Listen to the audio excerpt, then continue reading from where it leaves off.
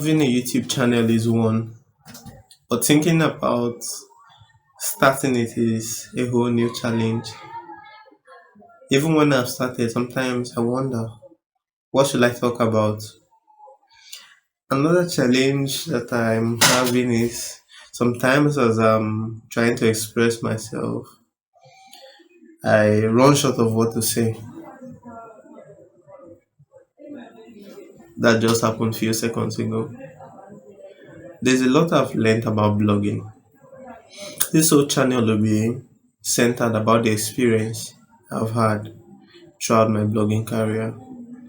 Um, I'm just using this to track the process or the progress I'm making throughout. Speaking the right English too is another challenge that I'm facing, that I'll likely face.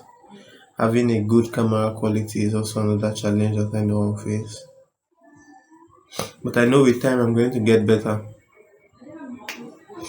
So, what are the two important things you should do when starting a blog? Many people who haven't started a blog, I think the first thing they should do is doing research. After I've done my research, I've seen that the most important thing you need to know or have before you can have any blog is having a host. What is a host? A web host, um, I would say, is a company that have supercomputers. They allow you store information you put on your website on their servers. So if I have a website, for example, and I upload a picture, that picture is not actually saved on my website. It is being saved in a host. So everything that I write on my website is not saved on my website. It is actually saved in the host. So that is the main purpose of a web host. Actually, there are two that I have learned from or have researched about. The first one is Bluehost, and the second one is Hostinga. Hostinga.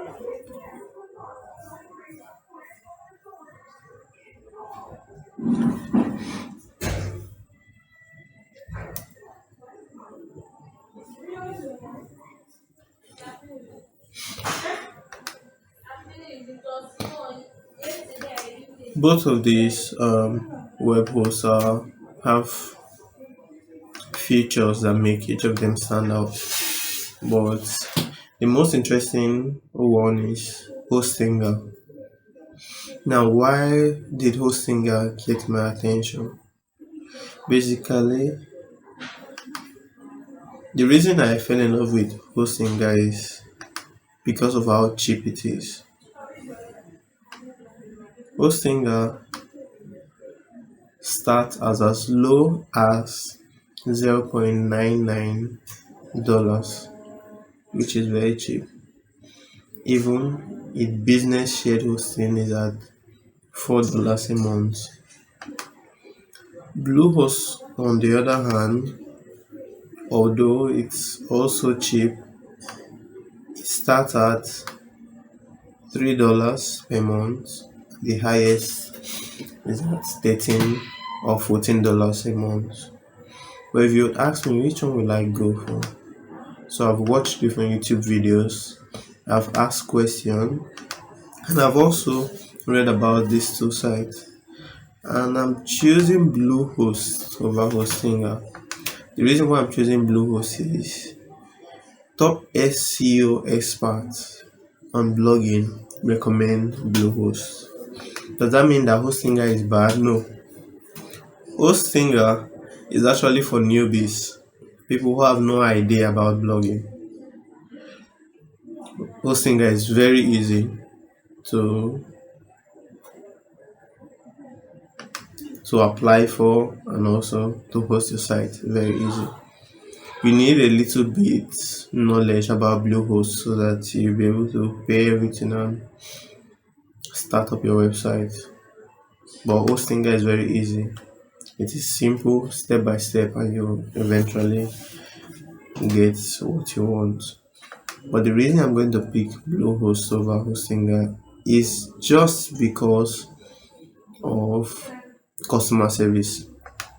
Hostinger clearly stated that um, you have to pay extra money if you want 24-hour support. You need to pay for it, I think. Then there are cases you can't reach them immediately. But at Bluehost, in less than 15 to 30 minutes, you can speak with an online representative. So after going through all all that, I have seen that mm, Bluehost wins only at that aspect. But for other things that are necessary for hosting a website, Hostinger and Bluehost are doing great. I've seen some top websites that use Hostinger. I've seen major sites that use Bluehost. But just because of the recommendations I've received and from experiences of people, I go with Bluehost. And since I'm new to this, I'm choosing Bluehost because I might need help and I will need the solution to that problem as fast as possible. But Hostinger, I think you need to pay for that service. If not, you will have to wait a little bit longer to get um, answers to your question. So, what else do you need before starting a blog? So, I've talked about hosting. Then, you also have to pick a name for your blog. When I ask successful bloggers that live around me, how did they come up with a name for a blog? The first question they ask me is, do you want it to become a brand? If you want it to become a brand, then you shouldn't use your name. My name is Norman, for example. But if I want to make it a brand, like a company, I need to choose a name that will stand out and look like a brand. For example, Rolex is a company, for example. It doesn't mean that the owner of that company is called Rolex. Um, my name is Norman Joshua. So they said if you want to stand out as a brand, you need to pick a unique name that is not very common. So after I finished, I thought about it for some time. I I knew I shouldn't go through that becoming a brand. Instead, because of how I envision how I want my website to be like, I know what I want to become in future. I think if people know more about me personally, it will really help. So that's the reason why when I'm starting my blog tomorrow, I'm very likely going to use my name.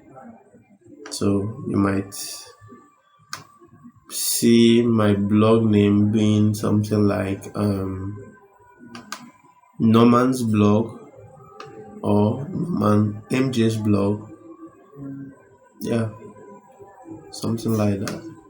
Although I'll make the final call tomorrow, I'll have to think about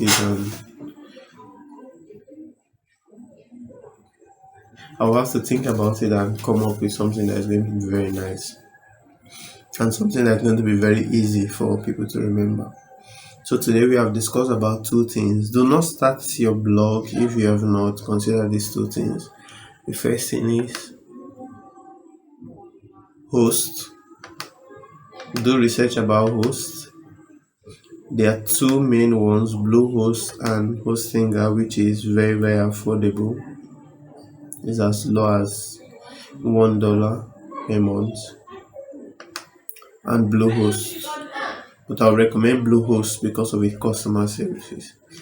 And after you have chosen which host you go for, the next thing you think about is your blog name. Always use a name that is searchable and easy to remember. I know my sound quality isn't good and there are noises from the background from my siblings and parents.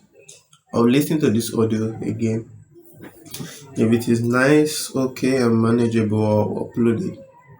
I do not expect this video to do well, so um, I'll be surprised if it does well. I hope it helps you. This is my first video, so I don't really have too many experiences, but I've learned a lot about blogging that I feel I can make over 100 videos about everything I've learned from blogging. If you are new, I would love you to like and subscribe to my channel. I know with time I'm going to get confidence and have the experience to make a successful video. So thank you very much for your time.